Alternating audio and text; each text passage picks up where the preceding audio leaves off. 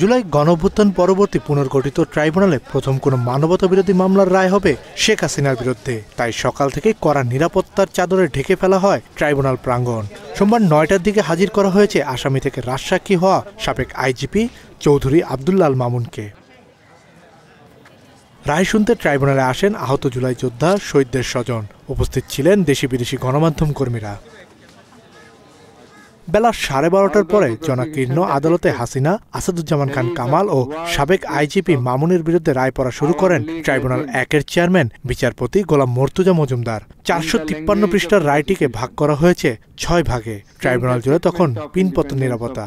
শুরুতেই বিচার সংশ্লিষ্ট সবার প্রতি কৃতজ্ঞতা প্রকাশ করেন বিচারপতি।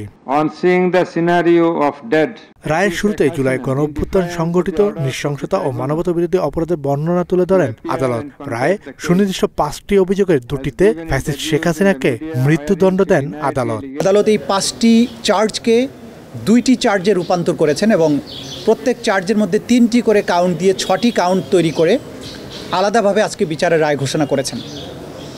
প্রথম চার্জে আসামি শেখ হাসিনাকে দোষী সাব্যস্ত করে আমৃত্যু কারাদণ্ড দেওয়া হয়েছে।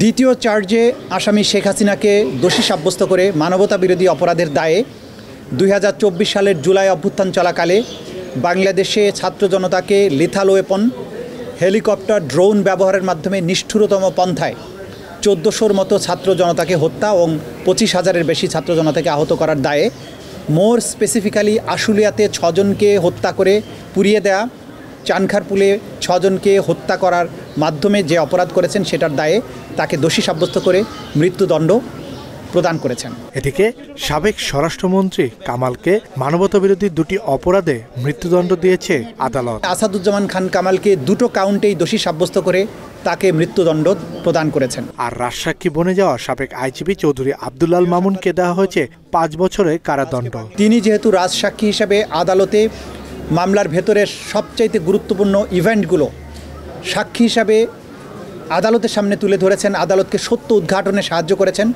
সেই জন্য তাকে তার ব্যাপারে আদালত লিনিয়েন্ট ভিউ নিয়ে তাকে ৫ বছরের কারাদণ্ড দিয়েছেন, যদিও তাকে সকল কাউন্টেই দোষী সাব্যস্ত করা হয়েছে। এই পরিস্থিতিতে রায় সন্তুষ্টের কথা জানায় প্রসিকিউশন।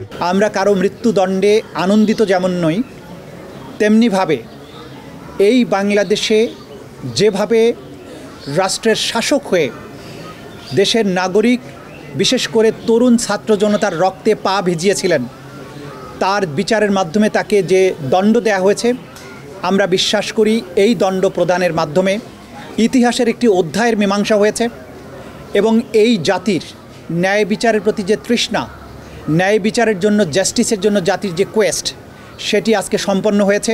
অপরাধীকে তার প্রাপ্য শাস্তি প্রদান করা হয়েছে। আমরা মনে করি এই রায়টি কোনো ধরনের কোনো অতীতের প্রতিশোধ নয়, এটি হচ্ছে জাতির প্রতিজ্ঞা ন্যায় বিচার প্রতিষ্ঠার জন্য। এটা হচ্ছে জাতির কোয়েস্ট ফর জাস্টিস।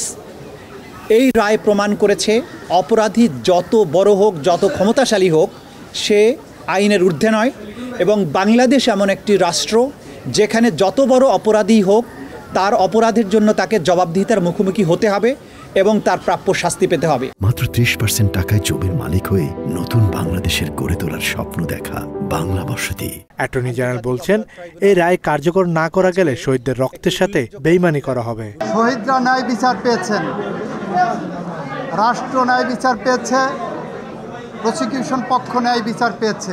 রায় বাস্তবায়ন আইনি পথেই হবে, আইনসঙ্গতভাবেই হবে।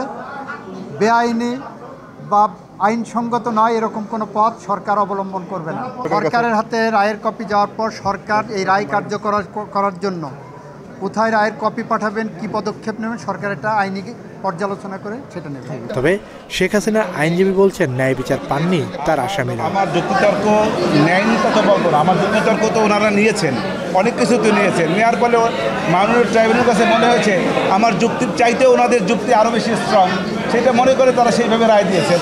অথবা আমারটা ন্যায়নি, এইটা আমি বলবো না। এদিকে হাসিনা কামালের সম্পদ জব্দ করে জুলাই ক্ষতিগ্রস্ত পরিবারের মাঝে বন্টনের কথাও বলেছে আদালত। যত সম্পদ বাংলাদেশে আছে সকল সম্পদকে বাজেয়াপ্ত করে রাষ্ট্রের অনুকূলে ন্যস্ত করা হবে এবং সেখান থেকে রাষ্ট্র সকল শহীদ পরিবারকে যথোপযুক্ত ক্ষতিপূরণ প্রদান করবেন। সকল আহত পরিবারকে যথোপযুক্ত ক্ষতিপূরণ প্রদান করবেন। এটা হচ্ছে ক্ষতিপূরণের ব্যাপারে আদেশ। আদালত তার রায়ের পর্যবেক্ষণে বলেন, দল হিসেবে আওয়ামী লীগের বিচার এই রায়ে করা হবে না। সাবেক পুলিশ প্রধান চৌধুরী আব্দুল্লাহ আল মামুনের আগামী 30 দিনের মধ্যে আসামিরা আপিল করতে পারবেন। আসামিদের গ্রেপ্তার বা আত্মসমর্পণ ছাড়া সেই আপিল করার কোনো সুযোগ নেই। এই সাজার বিরুদ্ধে 30 দিনের মধ্যে আসামিরা চাইলে সুপ্রিম কোর্টে আপিল দায়ের করতে পারবেন, কিন্তু সেই আপিল দায়ের করতে হলে পলাতকরা কেউ করতে পারবেন না, কারণ পলাতক ব্যক্তির আইনগত কোনো অধিকার থাকে না। তাহলে আপিল করতে হলে তাকে অবশ্যই এসে বাংলাদেশে আত্মসমর্পণ করতে হবে এবং জেলে গিয়ে তিনি তখন সুপ্রিম কোর্টের কাছে তার সাজার বিরুদ্ধে আপিল দায়ের করতে পারবেন। যদি আত্মসমর্পণ না করেন তাহলে তার রাইট অফ অ্যাপিল থাকবে না। কাজী পাপ্পু, বাংলা এডিশন।